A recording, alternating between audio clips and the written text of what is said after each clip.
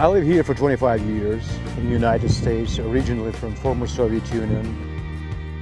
I was very fortunate and very lucky to be involved in several high-profile projects like restoration of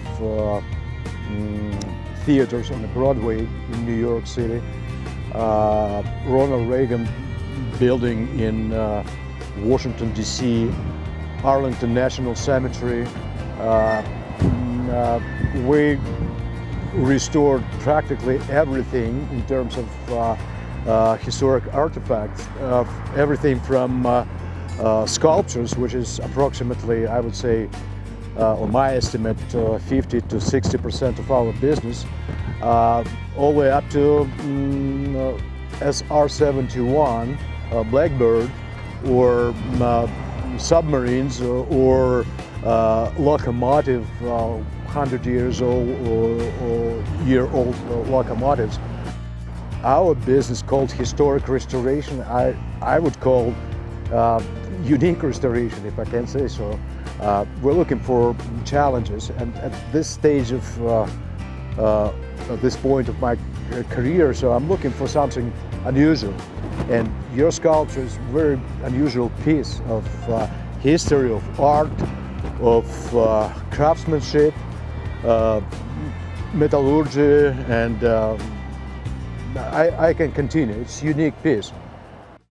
In late 19th century, it was very popular in terms of art fabrication and just commemoration of soldiers who perished in the Civil War and Spanish War. So it was very common for small towns to use zinc sculptures, zinc and lead sculptures, rather than more expensive solid bronze. Right now, as far as I know, there are only less than 50 sculptures of that nature left in the United States, even less in Europe, where this technique originated.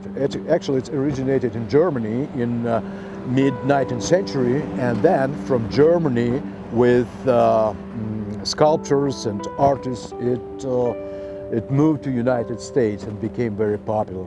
Again, it's very unique, and uniqueness of this sculpture related to the way those pieces were assembled. They assembled old craftsmen from 19th century. They assembled it in two different ways. One was soldering together individual pieces, and another way was just pulling together pieces with wrought iron rivets, so riveting. And those assembled with rivets, they're all gone long time, because just because you're dealing with different metals and corrosion and stuff like that. And this particular one was nicely built and in relatively for 100-plus-year-old sculpture. Of course, we started with cleaning, and the dome was completely destroyed by, I would say, by time. Okay, and we had to rebuild the dome completely, partially replacing copper covering, and completely replacing structural elements of that dome. We were fortunate that we performed this restoration in late November, because bees and wasps, they already left. We replaced few feathers. We had to fabricate them in our shop. We also sealed every possible and impossible hole to prevent sculpture from deterioration and prevent insects from entering that space.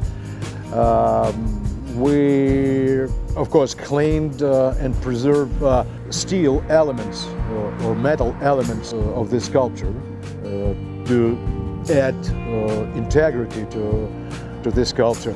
Also, it was of course properly primed, and for the final coat we used increlac lacquer, especially designed for outdoor sculpture in Europe approximately 30-40 years ago. But we mixed this increlac, this lacquer, with copper flakes, or bronze and copper flakes. So it gives a sculpture additional beauty, so it adds to its beauty. We decided that we have to preserve not only structural integrity and finish of this sculpture, but we also have to preserve the historic look of it. And you see some dents, some small depressions. We took care about bigger holes and bigger depressions and cracks and stuff like that. But at the same time, we left a few of them to live and give this sculpture that historic look.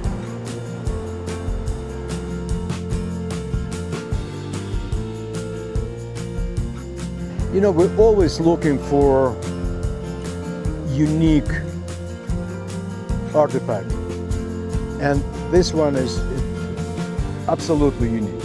And just like I said, in terms of history, in terms of value for local community, I bet it has very significant value for you guys.